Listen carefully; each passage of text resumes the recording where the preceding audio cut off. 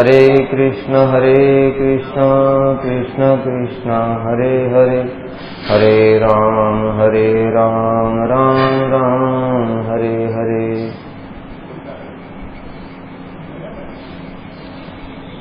हम लोग श्रवण कर रहे थे भगवान कृष्ण के गुण। इसमें हम लोगों ने सुना था प्रियम वद। प्रियम वद का अर्थ बताया था कि कोई व्यक्ति हमारा अप्रिय कार्य कर रहा है, उसके बाद भी उसके प्रति प्रिय वचन बोलना। जैसे उदाहरण दिया था कालिया नाग का। कालिया नाग ने भगवान को कष्ट पहुंचाने की कोशिश करी, उनको मारने की भी कोशिश करी, फेंटे में लपेट करके बार बार डस रहा है। उसके बाद भी जब भगवान ने उसको आदेश दिया जाने के लिए, तो भगवान क्या कह रहे हैं कि अरे कालिया, मेरे द्वारा तुम्हारा अप्रिय कार्य हुआ है, यानी मैं तुम्हें यहां से भेज रहा हूं, किंतु तब भी मेरे प्रति तुम दोष दृष्टि मत करो, क्योंकि देवताओं के द्वारा पूजित गोकुल के हित के लिए तुम्हें यहां से जाना ही पड़ेगा। तो भगवान तो सर्वशक्तिमान है, उनको ऐसा बोलने की जरूरत क्या है, मेरे प्रति दोष दृष्टि नहीं करो। भगवान का क्या बिगाड़ लेगा कोई? ब्रह्मा शिव भी कुछ नहीं उनका बिगाड़ सकते। वो कहेंगे चलो तुम यहां से भागो, भागना पड़ेगा। लेकिन फिर भी कितना मधुर बोल रहे हैं कि मेरे प्रति दोष दृष्टि मत करो। यही प्रियम वद। वावदूकः, वावदूक, वावदूक किसको कहते हैं? श्रवण प्रिय, श्रुति मधुर शब्द परिपाटी युक्त वाक्य और अखिल वाणी के समस्त गुणों से युक्त वचन बोलने वाला। दो चीज हो गई, ये दो जिसमें होते हैं वो वावदूक है। पहला क्या? श्रवण प्रिय, यानी जो शब्द बोलता है बड़े मधुर होते हैं। कोई कोई देखा है ना कितना कटु बोलता है, मतलब बात करने का तरीका ही इतना खराब है कि सामने वाले व्यक्ति को वैसे ही खराब लगने लगता है। मतलब खराब बात नहीं बोलेगा तो भी बात करने का तरीका ही इतना खराब है, तो उसे बात करने की इच्छा ही नहीं होती। दूसरे होते हैं श्रवण प्रिय, यानी कि जो बात बोलेंगे तो कानों को बड़ी प्रिय लगेगी, इसलिए वो अच्छा ना बोलें, खराब भी बोलते हैं तो भी उनकी बात सुनने की इच्छा होती है।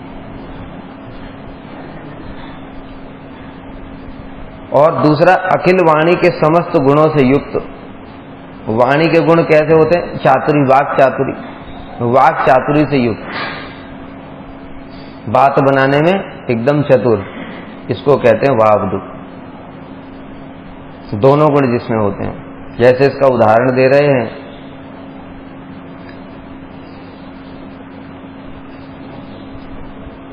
ब्रजराज की सभा में इंद्र यज्ञ भंग हो गया,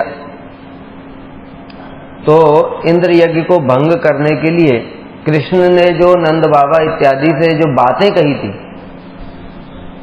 गुरुजन अपने गुरुजनों से जिस प्रकार की बातें कही थी कि बाबा हम लोग तो गोप हैं, हम लोग इंद्र की पूजा क्यों करते हैं, हमको तो जो गोवर्धन गिरिराज जी हैं वही सब कुछ प्रदान करते हैं, हमारी गाय घास खाती गिरिराज जी से, झरने उसमें से निकलते हैं, पानी पीती हैं उसमें से, मेघ इत्यादि वृष्टि होती है वो भी गिरिराज जी के द्वारा।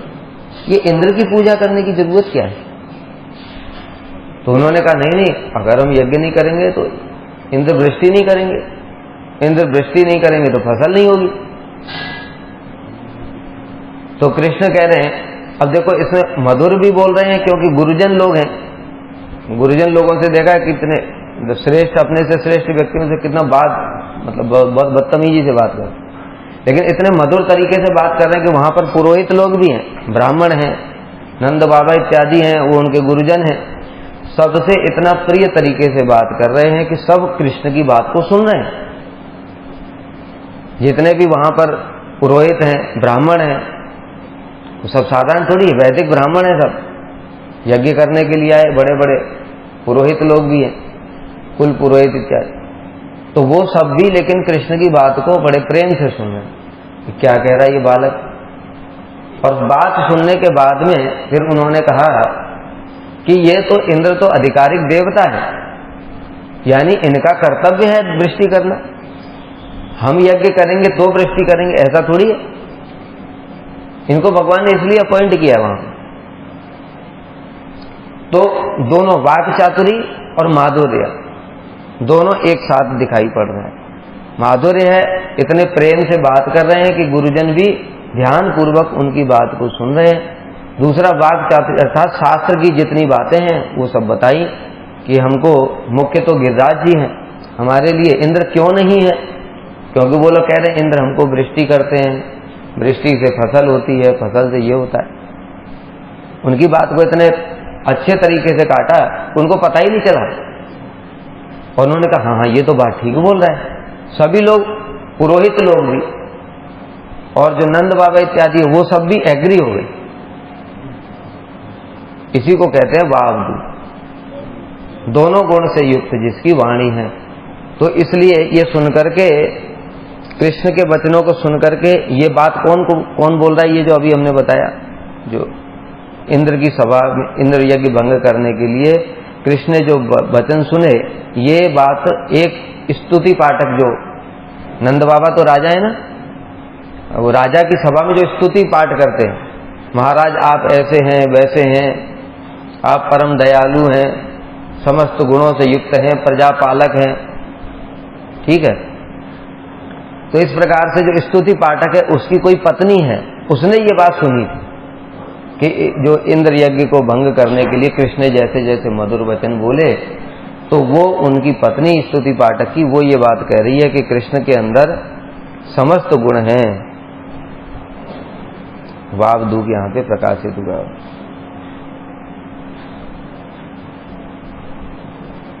दूसरा, प्रतिवादियों के चित्त को अपनी युक्तियों के द्वारा परिवर्तित करने में निपुण, जगत के संशय छेदनकारी, परिमित अक्षर युक्त होने पर भी विविध अर्थों से युक्त श्री कृष्ण की यह वाणी मेरे चित्त को आज आनंद प्रदान कर रही है। दूसरा, श्रील रूप गोस्वामी कह रहे हैं उदाहरण देते हुए, प्रतिवादी के चित्त को अपनी युक्तियों द्वारा, अभी बताया ना प्रतिवाद जो कर रहे हैं, प्रतिवाद मतलब विरोध में जो बातें बोल रहे हैं उनको अपनी युक्तियों से परिवर्तित कर देना। जैसे यहां पर भी कृष्ण ने किया कि वो लोग तो प्रतिवाद कर रहे हैं कि नहीं नहीं ये ठीक नहीं है इंद्र का यज्ञ बंद करना, इंद्र कुपित हो जाएंगे, लेकिन कृष्ण ने ऐसी युक्तियां दी कि वो सब मान गए। तो प्रतिवादियों के चित्त को अपनी युक्ति के द्वारा परिवर्तित करने में निपुण, जगत के एकमात्र संशय छेदनकारी, अर्जुन को कितने संशय उत्पन्न हो रहे हैं। अर्जुन क्या कह रहे हैं, कह रहे हैं कि भाई हम जो राज्य भोग करना चाहते हैं वो किसके लिए चाहते हैं, अरे इनके लिए ही चाहते हैं, ये जो सामने खड़े ना पितामह, ये मुझे इतना प्रेम करते हैं, बचपन से ही अर्जुन को सबसे अधिक प्रेम करते थे पिता, गोद में बिठा करके गोद में बैठ जाते थे, कुछ भी बात होती थी भीम से झगड़ा कर करके सीधे पितामह के पास आ जाते थे और पितामह हर समय अर्जुन का ही पक्ष लेते थे। तो इतने प्रिय हैं तो राज्य तो उनके लिए ही चाहते हैं। दूसरा गुरु द्रोण है, गुरु द्रोण है, वो उनके गुरु हैं, तो राज्य किसके लिए चाहते, उनके लिए जाकर के द्रुपद से झगड़ा करके आए थे, अपने लिए थोड़ी गए थे पांडव लोग। द्रुपद को क्यों जीत करके लाए, पांडवों का कोई शत्रुता थोड़ी थी द्रुपद से। गुरु द्रोण का अपमान किया था, गुरु जी ने कहा जाओ कि द्रुपद को बंदी बना लो, तो द्रुपद को बंदी बना लाए, तो वो द्रोणाचार्य के लिए तो किया, अब उनको ही मार देंगे तो फिर ये राज्य का क्या चार डालेंगे। कह भी रहे अर्जुन कि इस प्रकार हम जो राज्य भोग भी करेंगे तो वो तो इनके रक्त में सना हुआ होगा। अब ये क्या हो रहा है, संशय उत्पन्न हो रहा है उनको, तो समझ में नहीं आ रहा है क्या करना चाहिए। फिर कह रहे हैं कि जो इन आतताइयों को मारने से लाभ क्या है, एक तरफ कह रहे हैं आतताई है ये, शास्त्र में पढ़ने ने आतताई है उसको मारो, दूसरी तरफ कह रहे हैं कि मारने से फायदा नहीं। क्योंकि हमारा इससे कुल नष्ट होगा। कुल जब ये लोग मर जाएंगे तो इनकी जो पत्नियां हैं वो अन्य अन्य वर्ण के लोगों का संग करेंगी संतान उत्पत्ति के लिए, उससे वर्ण संकर उत्पन्न होंगे। जो वर्ण संकर होंगे तो उनके द्वारा दिया गया पिंडदान इत्यादि लगता नहीं, सारा कुल धर्म ही नष्ट हो जाएगा। फिर अंत में कुछ समझ में नहीं आ रहा उनको, तो फिर हाथ जोड़ करके कहने लगे, कार्पण्य दोषों पर स्वभावा पृच्छामि त्वाम धर्म सम्मूढ़ चेता। कृपणता रूपी दोष के कारण मैं धर्म के विषय में मोहित हो चुका हूं, सम्मूढ़, समझ में नहीं आ रहा है क्या करूं क्या नहीं करूं। इसलिए यत् श्रेयम स्या ब्रूहि निश्चितम तन्मे शिष्यस्तेहं साधिमाम त्वाम प्रपन्नम। जो मेरे लिए कल्याणकारी हो उसको आप निश्चित रूप से बोलिए। क्यों बोलिए? क्योंकि शिष्यस्तेहं, मैं आपका शिष्य हूं और आपके शरणागत हूं। तो क्या मतलब है? संशय हो गया उसको, इतना अधिक संशय, कुछ समझ में ही नहीं आ रहा है। कभी लगता है ये धर्म में मारना चाहिए, कभी लगता है नहीं नहीं ये ऐसा गलत है, फिर कुछ लगता है, फिर कुछ लगता है। भगवान ने फिर अर्जुन को असोच्यान अन्वसोचस्तम प्रज्ञावादांश भासते गतासून अगतासून स्नान सोचन्ति पंडिता। तब भगवान ने उनके संशय को छेदन करना प्रारंभ किया और आत्म तत्व का ज्ञान दिया कि अरे तुम किसके लिए शोक करते हो? अगर तुम इनको शरीर मानते हो तो शरीर तो नष्ट होता ही है, जाता से ध्रुव मृत्यु। जिसका जन्म हुआ है उसकी मृत्यु ध्रुव निश्चित है। ध्रुवम जन्म मृतस्य च। और जिसका मृत्यु हुई है उसका फिर जन्म भी निश्चित है। तस्मात् अपरिहार्य न तुम सोची तुम्हारा सी। इसलिए ये तो अपरिहार्य विषय है। अब कोई ऐसे अपरिहार्य मतलब जिसको टाला ही नहीं जा सकता। कोई व्यक्ति है, सूर्य निकल रहा है, फिर रात हो रही है तो सूर्य डूब रहा है, अब रोने बैठ जाए कि हाय रे भगवान सूर्य डूब गया, हाय रे भगवान सूर्य डूब गया। अरे ये तो अपरिहार्य होगा ही। किसी ने बहुत बढ़िया बढ़िया रसमलाई, पनीर, रसगुल्ला सब खाया, उसके बाद जब खत्म हो गया फिर भूख लगाई, हाय रे मुझे फिर भूख लगाई, इतना सब खाया था, क्या हो गया? अरे ये तो अपरिहार्य विषय है, खाने के बाद फिर भूख लगेगी। इसी प्रकार से दिन के बाद रात होगी, रात के बाद फिर दिन होगा। उसी प्रकार से जन्म के बाद मृत्यु भी होगी और मृत्यु के बाद जन्म भी होगा। इसमें शोक करने की बात क्या है? पहला पॉइंट शरीर मानते हो तो। दूसरा पॉइंट भगवान ने बताया अगर तुम इनको आत्मा मानते हो तो भी शोक करने की बात नहीं है। क्यों? नैनम छिंदंत शस्त्राणी नैनम दहति पावकन चैनम क्लेदयंत आपो न शोषित मारुता। कि भाई आत्मा को तो न शस्त्र काट सकता है, न अग्नि जला सकती है, न वायु सुखा सकती है, न जल भिगो सकता है। अछेद्यो एवं अदायो एवं अक्लेद्यो अशेष, कितना सारा बताया उन्होंने आत्म तत्व का है। यह एनम वेत्य हंतारम यश्चैनम मन्यते हतम उभौ तौ न विजानी तो नायम हंते न हन्यते। तो आत्म तत्व के दृष्टिकोण से भी तुमको शोक करने की जरूरत नहीं है। तो संशय छेदन कर दिया कि नहीं? जो सबसे मुख्य बात वो सोच रहे थे कि इनको कैसे मारूं। तो अगर तुम शरीर मानते हो तो मरेंगे ही मरेंगे, क्योंकि जिसका जन्म हुआ है उसकी मृत्यु होनी। ये सृष्टि ब्रह्मांड ही ऐसा है, ब्रह्मांड का भी जन्म हुआ है ना, इसलिए मृत्यु भी निश्चित है। और अगर इनको आत्मा मानते हो तो फिर मर ही नहीं सकते, तो फिर शोक करने की जरूरत क्या है? फिर ऐसे करके भगवान ने तो इसलिए कर्म करो। फिर उसके बाद में ज्ञान का उपदेश दिया तो फिर उनके संशय हो गया कि कभी आप कर्म की बात कहते हैं, फिर कभी ज्ञान की बात कहते हैं। तो इस प्रकार से भगवान ने गीता का उपदेश देते देते सारे उनके संशय को छेदन कर दिया। अंत में अर्जुन क्या बोले? गत संदेह करिष्ये वचनम तव। ठीक है कि इस प्रकार से आपके वचनों को सुनकर के मेरा सारे संशय नष्ट हो गए हैं। अब मेरी बुद्धि स्थिर हो गई है, अब मैं आपके वचनों का पालन करूंगा। उद्धव जी का भी ऐसे ही है उद्धव जी को उपदेश दिया भागवत में।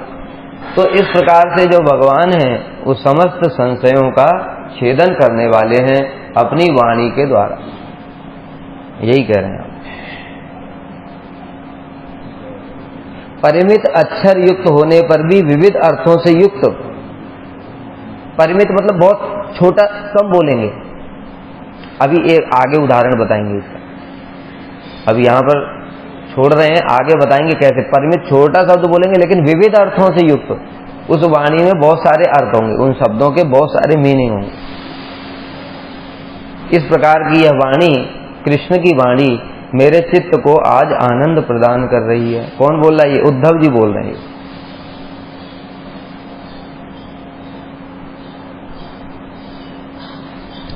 सुपांडित्य, सुपांडित्य दो प्रकार का होता है, एक विद्वान, एक नीतिज्ञ। ठीक है, विद्वान मतलब सारे शास्त्रों को जानने वाला विद्वान, और नीतिज्ञ नीति को भी जानता है। अब विद्वान और नीतिज्ञ में किंतु अंतर है। जैसे विदुर जी हैं, वो विद्वान भी हैं और नीतिज्ञ भी हैं, किंतु और बहुत सारे लोग हैं वो विद्वान है, शास्त्र तो सबने पढ़े हैं लेकिन नीतिज्ञ नहीं है। ठीक है, क्योंकि पहले क्या होता था, गुरुकुल में तो पहले ही बचपन में ही ले जाते थे, तो सारे शास्त्र तो पढ़ाई दिए जाते, शास्त्र तो सबको ही पता है। दुर्योधन को कम थोड़ी है। जानामि धर्मम न च मे प्रवृत्ति, जानामि अधर्मम न च मे निवृत्ति, त्वया ऋषिकेण हृदय स्थितेन यथा नियुक्तोऽस्मि तथा करोमि। देखो कितनी विद्वता की बात कह रहा है, कोई साधारण बात थोड़ी है। ये वाक्पटुता नहीं है, ये धूर्तता है। वाक्पटुता और धूर्तता में अंतर होता है। जानामि धर्मम, मैं धर्म को जानता हूं किंतु उसमें मेरी प्रवृत्ति नहीं होती। जानामि अधर्मम, अधर्म को भी जानता हूं किंतु उससे निवृत्ति नहीं होती, छोड़ नहीं पा रहा हूं मैं। क्यों नहीं छोड़ पा रहा है? क्योंकि सबके लिए आप दोषी हैं। कृष्ण को आप तो हृदय में बैठे हुए हैं, जैसी प्रेरणा दे रहे वैसा कर रहा। तो फिर जब भीम ने जब गदा मारी जब जंगा पे, तो फिर उसकी प्रेरणा कौन दे रहा है? फिर क्यों रो रहा है बैठ के कि तुमने अधर्म से मार दिया है? तो ये धूर्तता है। तो विद्वान और नीतिज्ञ दो अलग अलग चीजें, उदाहरण से समझाएंगे। और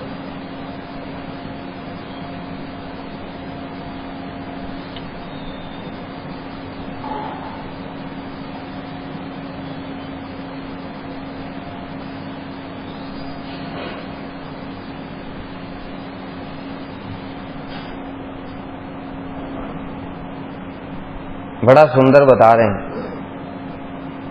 श्रील रूप गोस्वामी कह रहे हैं, श्री कृष्ण रूप समुद्र की अतिशय गौरव से परिचर्या करके पितामह ब्रह्मादि रूप मेघों द्वारा प्रवाहित की गई विद्या रूप नदियां गुरु सांदीपनी रूप पर्वत से निकलकर उन श्री कृष्ण रूप समुद्र में ही पतित होती। देखो क्या होता है, समुद्र होता है, समुद्र से फिर पानी वाष्पीकृत होता है, वाष्पीकृत होकर के मेघ बनते हैं, मेघ बनते हैं, मेघों से फिर वो वृष्टि होती है, वृष्टि होकर के वो नदियों में प्रवाहित होता है। ठीक है, और वो जो नदियां हैं उनका सोर्स क्या है? पर्वत, पर्वतों से नदियां निकलती हैं। ये बात ठीक है ना। अब वो पर्वत से नदियां निकल रही हैं, फिर मेघ से भी पानी बरस रहा है, उन नदियों से होकर फिर जाता कहाँ है? समुद्र में ही जाता है। उसी प्रकार से कह रहे हैं जो कृष्ण है वो समुद्र हैं, और पितामह ब्रह्मा रूपी मेघ रूपी मेघों द्वारा प्रवाहित की गई विद्या रूप नदियां, जो विद्या रूपी नदी है जो पितामह ब्रह्मा ने प्रवाहित करी है, यानी कि चारों वेद ब्रह्मा जी से प्रकट हुए ना, लेकिन वो ब्रह्मा जी से तो प्रकट हुए, लेकिन उनका सोर्स कौन है? सांदीपनी मुनि, पर्वत, पर्वत। ठीक है, वो पर्वत में आ गई, पर्वत यानी सांदीपनी मुनि, और पर्वत से निकल करके फिर क्या है? कृष्ण को ही वो सिखा रहे सांदीपनी मुनि। तो इस प्रकार पुनः वो विद्या रूपी नदी सब कृष्ण में ही, यानी कृष्ण रूपी समुद्र में ही प्रवाहित हो रही। क्या रूप गोस्वामी क्या लिखते हैं, देखो उनका जो ऊपर की बातें, जो रस तत्व की, वो तो छोड़ ही दो, जो जागतिक जो साहित्य, जो अलंकार इत्यादि होते हैं ना, वो भी कोई पढ़ेगा तो चमत्कृत हो जाएगा। ऐसा भी अद्भुत चमत्कार भी नहीं है कहीं। ऐसी ऐसी उन्होंने भी उपमाएं दी हुई हैं, जब उनके ग्रंथ पढ़ोगे तब समझ में आएगा। जो अनुप्रास इत्यादि अलंकार का जब वर्णन करते हैं ना, क्या आनंद आता है, उनको पढ़कर ही आनंद आता है। ये नारद जी के वाक्य हैं। नारद जी कह रहे हैं, समुद्र ही समस्त जल राशि का भंडार है।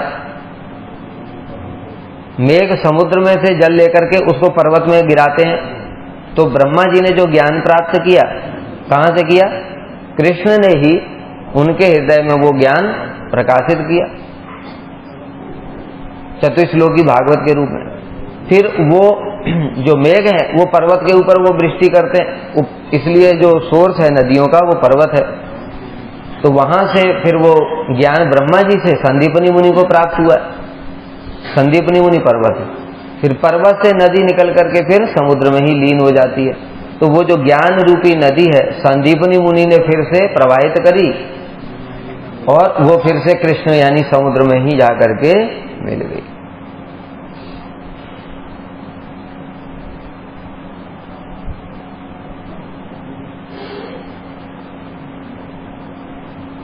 अतः यहां गुरु परंपरा के वैशिष्ट्य को दिखाया गया है। श्री कृष्ण का गुरु से विद्या प्राप्त करना किसके समान है? केवल मात्र जगत को शिक्षा देने के लिए। समुद्र तो वही है।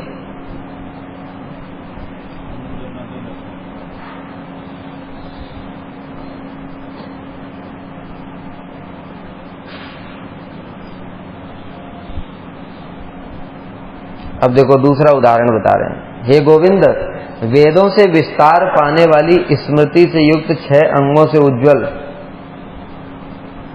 न्याय शास्त्र के अनुगत, पुराण रूपी सुहृद और मीमांसा से मंडित, इस प्रकार 14 गुण युक्त विद्या नामक वधु बहुत समय से के पश्चात अवसर प्राप्त कर गुरुकुल में आपको स्वयं का संगी जान करके सेवा कर रही है।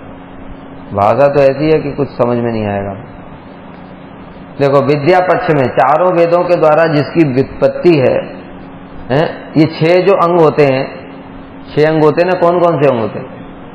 शिक्षा, कल्प, व्याकरण, ज्योतिष, छंद और निरुक्त, ये 6 अंग होते हैं विद्या। और श्रीमद् भागवत इत्यादि पुराण जिसके बंधु हैं, ये किसके लिए? ये विद्या वधु जो है, जैसे एक स्त्री होती है, उसके गुणों की व्याख्यान करते हैं ना, इसका मुख इतना सुंदर है, इसने इतने ऐसे अलंकार धारण किए हुए हैं, इस प्रकार से कहते हैं ना, यह बड़ी सुशील है, बात करने में, ये सब गुण है ना स्त्री के। उसी प्रकार से विद्या रूपी वधु उसके गुण बता रहे हैं कि ये जो 6 अंग हैं उनसे युक्त है, जो अभी बताया था, शिक्षा, कल्प, व्याकरण, ज्योतिष, छंद और निरुक्त, ये 6 अंगों से युक्त है। और श्रीमद् भागवत आदि पुराण ही जिसके बंधु हैं, उस विद्या रूपी वधु के बंधु यानी सखी कौन है? श्रीमद् भागवत इत्यादि पुराण। पूर्व और उत्तर मीमांसा ये उसके अलंकार हैं, जैसे हार पहन रखा है गले में, कानों में कुंडल पहन रखे, ये सब आभूषण है उसके, पूर्व और उत्तर मीमांसा। तो ये जो विद्या वधु है 14 अंगों से युक्त, ये बहुत दिनों के पश्चात इसको अपने पति की सेवा करने का सुयोग प्राप्त हुआ। पति कौन है? गुरुकुल में कृष्ण को प्राप्त करके। ये जो विद्या वधु रूपी है, विद्या रूपी वधु है, यह कृष्ण को, अपने पति को प्राप्त करके अब उनकी सेवा कर रही है। तो इस प्रकार से सेवा करके बड़ा आनंदित हो रही है ये विद्या रूपी वधु। अब नीतिज्ञ, नीतिज्ञ अभी बताया था, नीतिज्ञ, नीतिज्ञ का मतलब बताया था क्या? जो जैसा है उसके साथ उसी प्रकार का व्यवहार करना, ये नीति है। छठे साख्यम समाचरित, नीति यही कहती है। अभी जैसे बताया कि अर्जुन मोहित हो गए। अर्जुन मोहित क्यों हो गए? कि एक तरफ तो कह रहे हैं कि ये आतताई है, नीति क्या कहती? आतताइयों को मार देना चाहिए। लेकिन दूसरी तरफ कुछ और सोच रहे हैं कि हमारे गुरुजन भी है, फंस गए चक्कर में।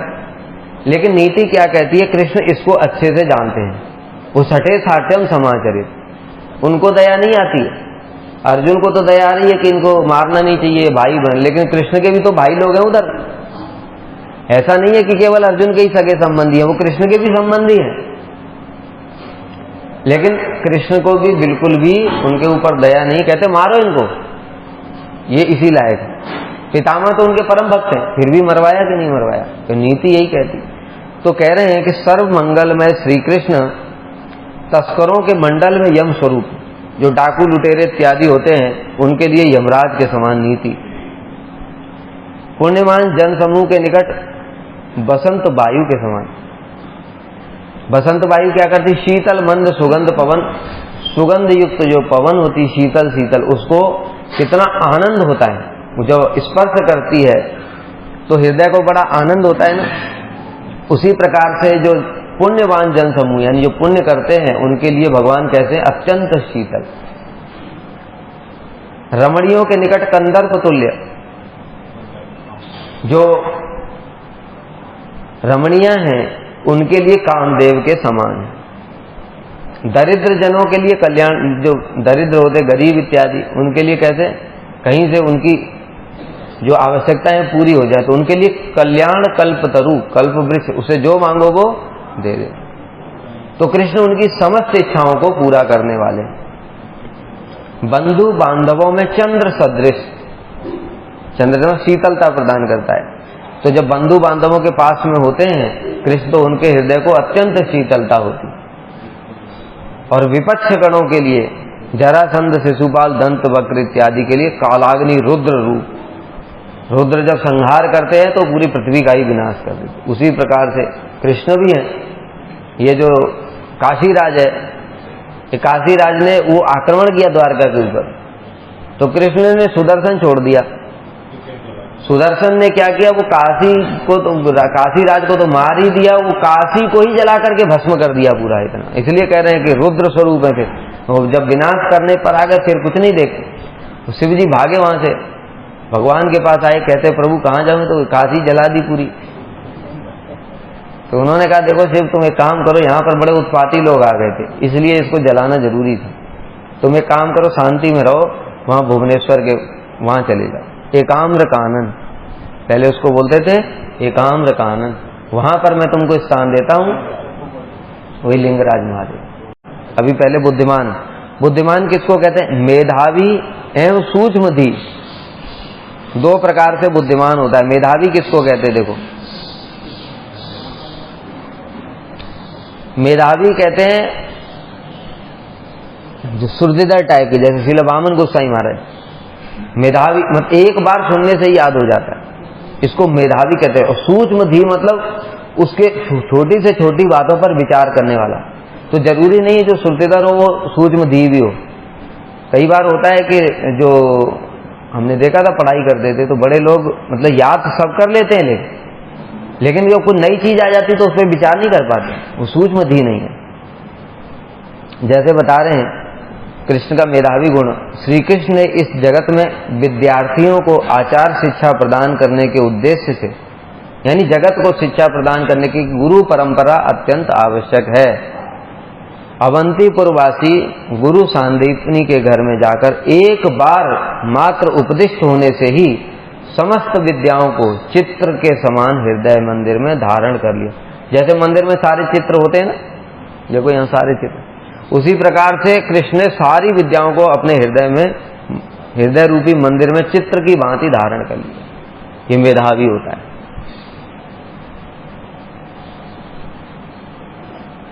सूक्ष्मधी, अब सूक्ष्मधी सुनो, सूक्ष्मधी किसे कहते हैं? सूक्ष्मधी बताया ना, जिसकी बड़ी बुद्धि सूक्ष्म होती है, खाली इंटेलिजेंस से काम नहीं चलेगा।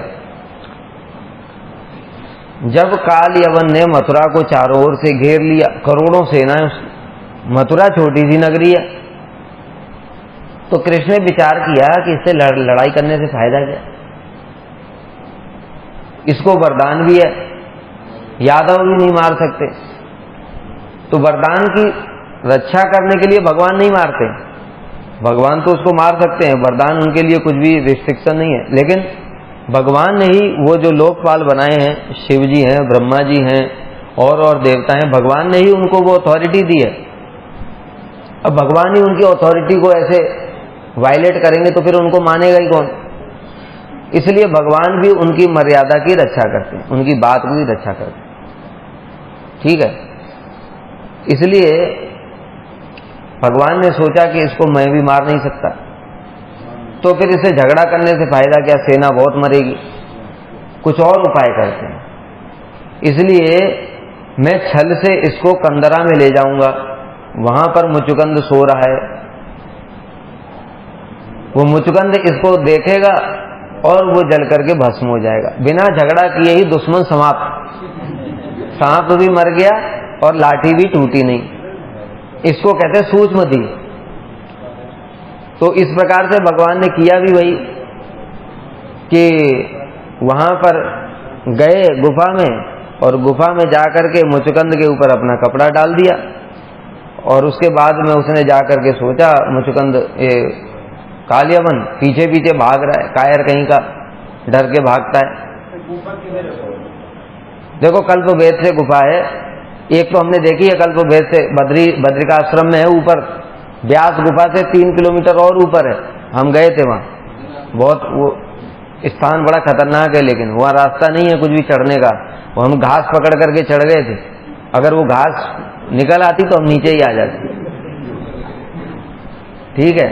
तो इसलिए, और फिर वहां पर बर्फबारी भी हुई थी, पता नहीं चलता कहाँ खाई है कहाँ पत्थर है, और खाई में पैर चला गया तो खत्म, वहां को बचाने वाला कोई नहीं है, वहां है ही नहीं आदमी।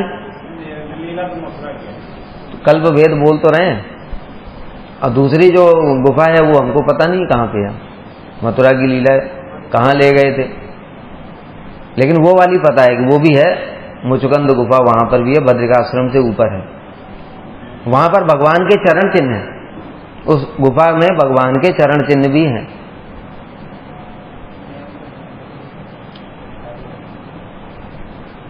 तो इस प्रकार से जो भगवान का कौन सा गुण प्रकाशित हुआ, सूक्ष्म धी, बुद्धिमान दो प्रकार का, मेधावी और सूक्ष्म धी। तो उन्होंने देखा कि काल यवन से झगड़ा करने से फायदा नहीं है, तो काल यवन को देखो सूक्ष्म धी कैसे उसको समझाया। अभी इससे पहले एक गुण क्या गया था, वावदूक, अपनी बात को कैसे दूसरे से मनवा लिया उन्होंने, उसमें बता रहे कि काल यवन को जाकर के बोला, देखो तुम वीर हो और हमारी आपस की शत्रुता है, इसमें सेना का क्या दोष। जो वीर लोग होते हैं वो अपने लिए दूसरे को कष्ट नहीं देते, कितना अच्छा समझा रहे हैं। तो काल यवन मतलब खुश हो गया, कृष्ण कहते हैं वास्तव में तुम वीर हो। काल यवन कह रहा है हाँ मान गया मैं तुम वीर हो, तुमने बड़ी पते की बात कही है। तो कहते हैं कि फिर एक काम करते हैं, तो फिर हम दोनों आपस में युद्ध करके डिसीजन ले लेते हैं, इस सेना को झगड़ा करने से क्या लाभ है, जो जीत जाएगा वो दूसरे की अधीनता स्वीकार कर लेगा। तो वाह बहुत अच्छी बात, ये हुई है मतलब योद्धा वाली बात। तो खुश हो गया। फिर भगवान ने कहा किंतु एक बात और भी है, यहां पर लड़ाई नहीं करेंगे, क्योंकि यहां तुम्हारी भी सेना है मेरी भी सेना है। अगर तुम हारोगे तो तुम्हारी सेना आक्रमण करेगी, और मैं हारूंगा तो मेरी सेना आक्रमण करेगी, तो बात तो वही हो जाएगी। इसलिए एकांत में चल करके लड़ाई करेंगे। उसको ये बात भी बड़ी अच्छी लगी, वीर तो था ही, वरदान लेकर के आया। जो वरदानी होते हैं ना वो बड़े, उनको कोई बड़ा अहंकार होता है, किसी चीज से डरते ही नहीं है। कहता ये तो और भी अच्छी बात है, एकांत में लड़ेंगे और एकांत में लड़ करके फैसला कर लेंगे, जो जिंदा आएगा वो जीता। तो कृष्ण ले गए और ले जाकर के जब सेनाओं से थोड़ा ओझल हो गए दूर, तो भागना शुरू कर दिया। तब भागना शुरू कर दिया, वही जो है रणछोड़ कहलाए, ठीक है। तो इस प्रकार से ये सूक्ष्मदी हुआ। अब अगला है क्या, सूक्ष्मदी हो गया।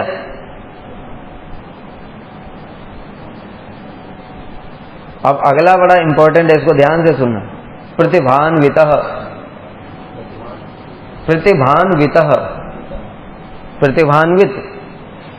अभी बताया था प्रतिभान्वित का मतलब क्या है, अभी बताया था ना, कम शब्द में अनेक अर्थ। उसी प्रकार का यहाँ किसी घटना के उपस्थित होने पर उससे संबंधित तत्क्षण नई नई बात बोल देना, इसको बोलते प्रतिभान्वित। जैसे कह रहे हैं, बड़ा सुंदर है, वासा संप्रति केशव क्व भवतो मुग्धे क्षणे। श्री कृष्ण के प्रति पद्यावली से श्रील रूप गोस्वामी पाद जी कह रहे हैं, एक ब्रज गोपी ने कृष्ण से पूछा, क्या पूछा? वासा संप्रति केशव, आपका वास कहाँ है, मतलब कहाँ रह रहे हो, कहाँ से आ रहे हो, ये पूछा उसने। तो श्री कृष्ण ने उत्तर दिया, वास मतलब वस्त्र, इसको प्रतिभान, वास मतलब वस्त्र। तो उन्होंने उत्तर दिया, अरे मुग्ध नेत्रा, ये देखो मेरा पीताम्बर ये रहा। तो ब्रज गोपी ने कहा, अरे शठ, अपने वास स्थान के बारे में कहो। तो अपने वास स्थान के बारे में कहो। तो फिर श्री कृष्ण ने, वास मतलब सुगंध होता है, तो सुगंध का, राधा जी ही है वो गोपी, तभी तो शठ बोल रही है। तो राधा जी ने फिर कहा कि वास, अपने वास स्थान के बारे में, तो उन्होंने सुगंध का, हे स्वतः सुगंधे, तुम्हारे अंगों के संसर्ग से मुझे ये सुगंध प्राप्त हुई है, तुम्हारी सुगंध कहाँ है? तो उन्होंने कहा कि अरे ये मेरी सुगंध थोड़ी है, ये तो तुम्हारी सुगंध है, तुम्हारे श्री अंगों के संग से ही तो मुझे ये सुगंध प्राप्त हुई है। राधा जी ने कहा, हे धूर्त, यामिन्याम उसिता कुह, तुम रात को कहां पर थे? सारी रात तुम थे कहां? तो फिर कृष्ण यामिन्याम मुसिता, यामिन्याम उसिता, उन्होंने बोला था संस्कृत में यामिन्याम उसिता, यामिन्याम माने रात्रि, उसिता कहां थे, ठीक है। और उन्होंने क्या लिया, यामिन्या मुसिता, शब्द तो एक ही है, दो अलग अलग तरीके से तोड़ दिया। राधा जी ने कुछ पूछा, वो कुछ उत्तर दे रहे, कह रहे हैं कि अरे तनुहीना यामिनी जो रात्रि है, वो क्या मुझे चोरी कर सकती, उन्हें मतलब तुमको किसने चुराया, कहाँ थे, ये कहना चाहते। वो कह रहे हैं कि क्या रात्रि में, तो रात्रि कोई चोर थोड़ी है, वो क्या मुझे चोरी कर सकती है? मुस धातु का अर्थ चोरी करना। तो यहाँ पर कह रहे हैं तनुहीना, यानी रात्रि के तो शरीर ही नहीं होता, वो मुझे कैसे चोरी करेगी? उन्होंने तो पूछा था रात में तुम कहाँ थे, और उन्होंने उसका अर्थ चोरी लगा दिया कि तुमको किसने चुराया। तो कहते मुझे किसी ने नहीं चुराया, रात्रि थोड़ी कोई चोरी करती है। तो इस प्रकार से जो कृष्ण है, उनके अंदर ये गुण है प्रतिभान्विता। एक शब्द के अनेक प्रकार के अर्थ भी लगा देते। विदग्ध, विदग्ध किसको कहते हैं? कला विलास आदि में निरत चित्त व्यक्ति को विदग्ध कहते हैं। कला विलास आदि दिग्धात्मा विदग्ध इत कीर्त्यते।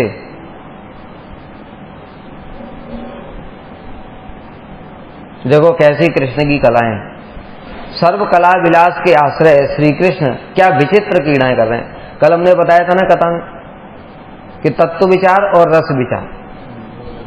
तत्व विचार से समझ में नहीं आता है कि कृष्ण समझ में भगवान है, क्योंकि विष्णु भी कई जगह भगवान बताए, राम को भी बताया, अन्य अवतारों को भी भगवान बताया, नारायण को भी भगवान बताया। किंतु रस विचार से स्पष्ट हो जाता है बिल्कुल भी, क्योंकि रस विचार में ये सब चीजें कहीं हैं ही नहीं। वह गीत रचना, मतलब बोलते बोलते गीत बना करके गा देते।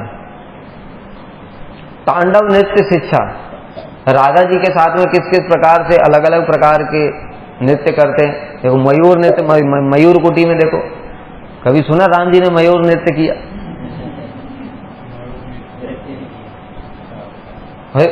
कृष्ण के बाद राम जी का ही नंबर है, उसके बाद में फिर नरसिंह देव का है। नरसिंह देव तो मयूर नृत्य की मतलब कल्पना भी नहीं है। तो सिंह नृत्य जरूर करा उन्होंने हिरण्यकश्यप के ऊपर, ठीक है। तो इस प्रकार से नृत्य अद्भुत अनेक अनेक प्रकार के नृत्य करते हैं। पहेली का मतलब पहेलियां बुझाना, जैसे अभी जो बातें कर रहे थे वो पहेली टाइप की है। पहले ऐसे जैसे कृष्ण के अंदर ये गुण है, राधा जी के अंदर भी है। पद्यावली में ऐसे बहुत सारे प्रसंग दिए कि कृष्ण भी कुछ पूछते हैं, दरवाजा खटखटाया, कहते तुम कौन हो, तुम कौन हो? तो कृष्ण ने कुछ बोला तो राधा जी ने दूसरा अर्थ निकाल लिया।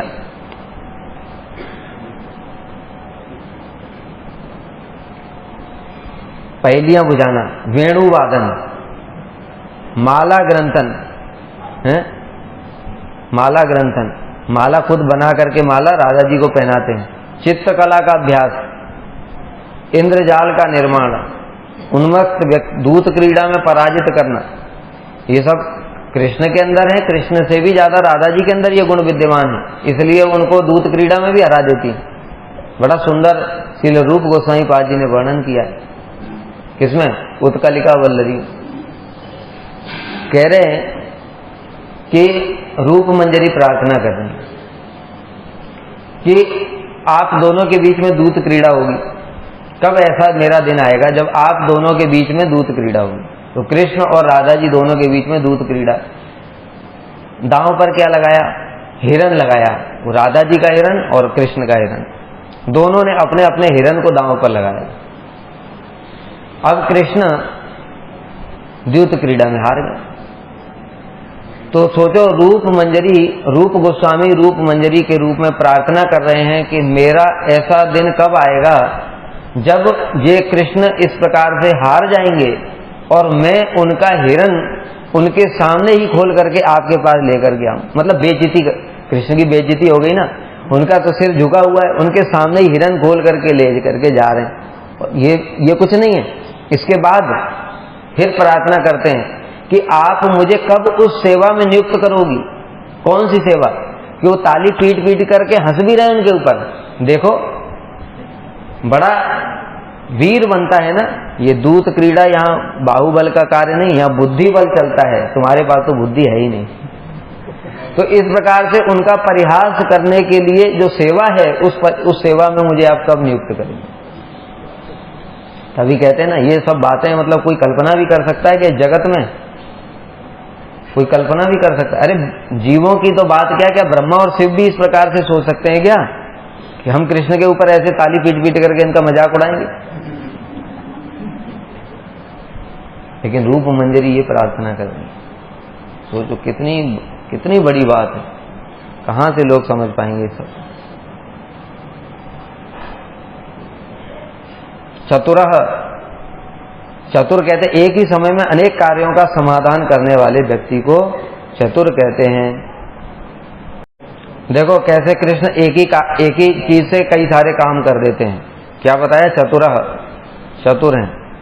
चतुर का मतलब क्या बताया?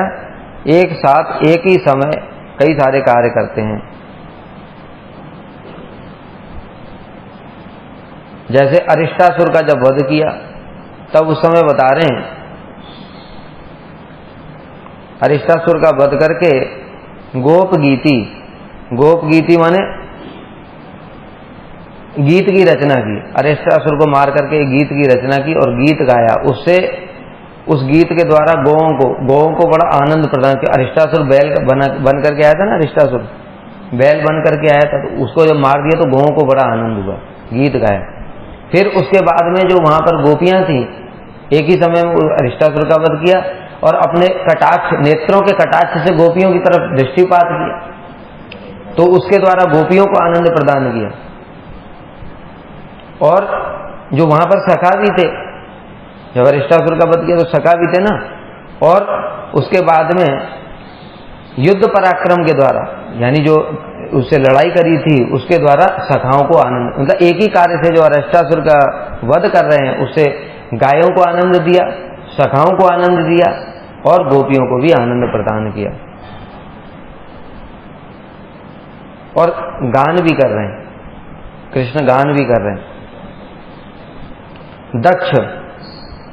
दक्ष कहते हैं दुष्कर कार्य को भी शीघ्रता से संपादित करने वाला व्यक्ति, उसको दक्ष कहते हैं।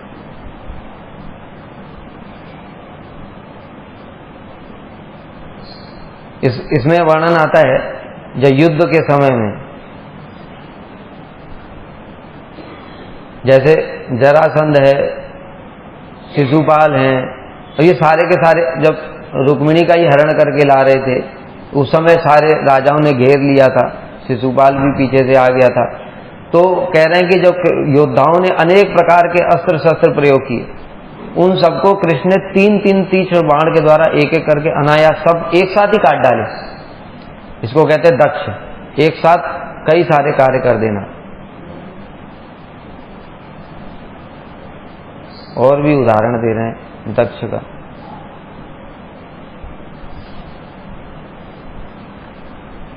दक्ष का अर्थ क्या बताया था? दुष्कर कार्य को भी शीघ्रता से संपादित करना। बड़ा मुश्किल काम है, मतलब इतने सारे लोग एक साथ बाण चला रहे हैं, लेकिन कृष्ण ने एक ही बार में 3-3 बाण मार करके उस सारे उनके बाणों को खंडित कर दिया। दूसरा और उदाहरण दे रहे हैं। दुष्कर कार्य क्या है? देखो,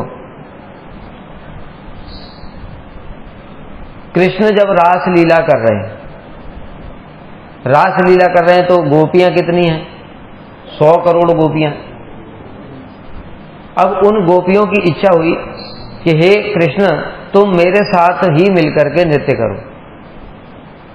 अब कृष्ण अकेले हैं और गोपियां 100 करोड़ हैं, इससे बढ़कर के दुष्कर कार्य और क्या हो सकता? 100 करोड़ गोपियों के साथ खाली अकेले तुम मेरे साथ ही नृत्य करो, ऐसा उनके मन में इच्छा हुई। कितना मुश्किल काम है, लेकिन कृष्ण ने अनायास ही 100 करोड़ रूप धारण कर लिया। बताए ना, दुष्कर कार्य को भी अत्यंत शीघ्रता से।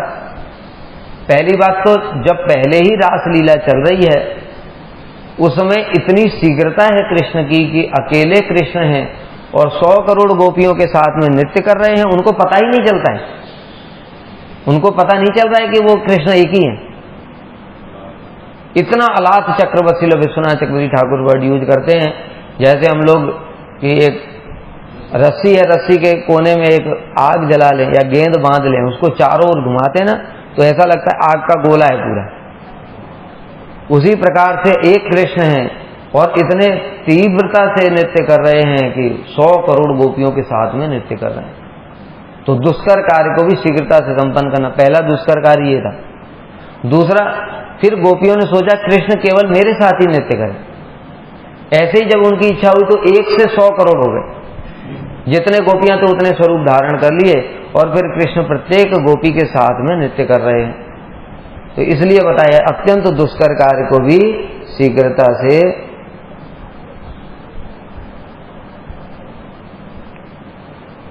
फिर कृतज्ञ, कृतज्ञ क्या होता है? जो अपने प्रति किए गए सेवादि कार्यों के विषय में सर्वदा अभिज्ञ होता है। श्रील विश्वनाथ चक्रवर्ती ठाकुर लिखते हैं माधुर्य कादम्बनी में, जो कृतज्ञ नहीं है उसको कभी भक्ति नहीं हो सकती। कृतज्ञ मतलब क्या? हम लोगों को सब कुछ जो भी प्राप्त हो रहा है वो गुरु वैष्णवों की कृपा से प्राप्त हो रहा है। उसको छोड़ करके जो कहता है अरे मैं इंटेलिजेंट था, मैंने पढ़ लिया, मैंने इतनी सेवा करी, मैंने इतना भजन किया, इसलिए मुझे ये प्राप्त हुआ, ये क्या है? अकृतज्ञ। ऐसे व्यक्ति को भक्ति नहीं हो सकती। हमारे पूरे गुरुवर्ग, पूरी गुरु परंपरा को देखो, श्रील प्रभुपाद भक्ति सिद्धांत सरस्वती ठाकुर, उन्होंने इस जगत में इतना सारा किया, 64 मठ भी बनाए, लेकिन वो सारा किसको समर्पित कर दिया? अपने गुरुजनों को। श्रील भक्ति विनोद ठाकुर, श्रील गौर किशोरदास बाबा जी महाराज महाप्रभु को समर्पित कर दिया। उन्होंने कभी कुछ नहीं कहा कि मैंने इतना कर दिया। ठीक है। फिर हमारे परम गुरुदेव, हमारे गुरुदेव श्रील स्वामी महाराज, उन्होंने इतने 108 इस्कॉन बनाए, लेकिन वो सबकी किसको समर्पित कर दिया? श्रील प्रभुपाद। मतलब कोई भी कर्तापन का अभिमान नहीं। हमारे गुरु जी को युगाचार्य की उपाधि मिली, उन्होंने कहा मैं तो इसके योग्य ही नहीं हूं। ठीक है, किंतु ये जो मिला है वो मेरे गुरुजनों की कृपा से प्राप्त हुआ है, इसलिए मैं अपने गुरुजनों के चरणों में इसको समर्पित कर रहा हूं। ये कृतज्ञता है। तो जो कृतज्ञ नहीं है उसको कभी भी भक्ति नहीं हो सकती। तो दूसरों ने जो हमारे लिए किया उस उपकार को याद रखना, यही कृतज्ञता है। तो कृष्ण से बड़ा कृतज्ञ कौन हो सकता है? किसी ने करोड़ों जन्म पहले भी कुछ भी किया था, पत्रम पुष्पम फलम, तो कुछ भी दिया था भगवान को, वो सब भी याद रहता है। जैसे कि द्रौपदी का उदाहरण आता, जब कृष्ण के दिखाए ना महाभारत में, देखा तो कृष्ण के अंगुली से खून निकल आया जब सुदर्शन चलाया था, किसके ऊपर? शिशुपाल का जब वध किया था, तो उस समय जो उनकी थोड़ी उंगली कट गई, तो उसी समय द्रौपदी ने अपना चीर फाड़ करके और कृष्ण के हाथ में पट्टी बांधी।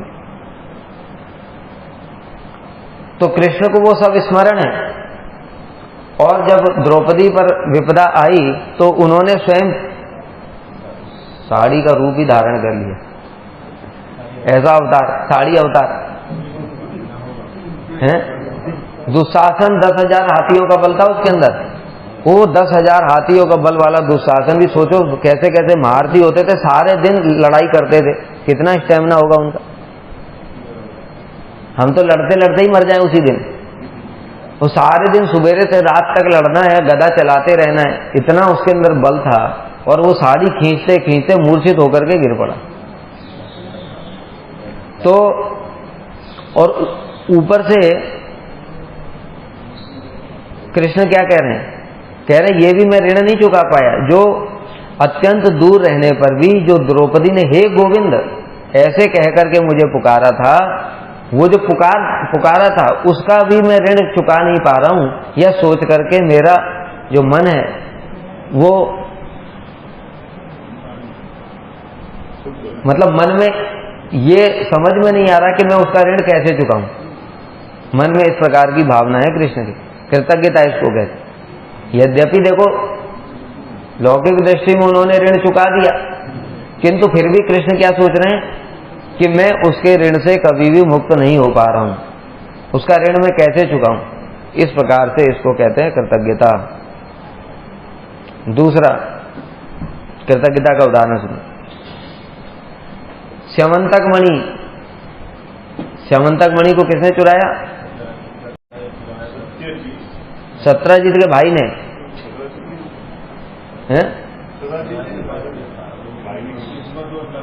सत्यजीत की तो थी वो मणि,